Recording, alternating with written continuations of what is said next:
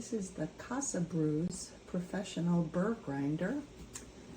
It comes with two different size cradles for portafilters. And you just slip it in here and you'll hear a click and it turns on the grinder. There's also this really nice airtight canister for traveling, or just if you want to save time and not grind every morning. But if you're a coffee aficionado like me, you must brew every morning. So you just slip this in here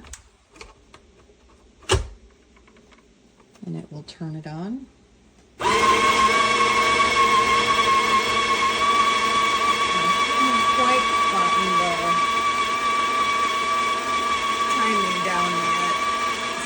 To turn it off, and it turns off just by pulling it. You can also use this start-stop button. This is the setting for a 2-shot, but it overfills mine.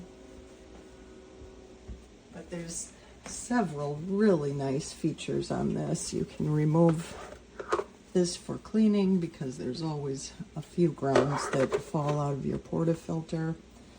You can also unlock the hopper and lift the whole thing off to change out your beans, to clean it. This is a really nice burr grinder.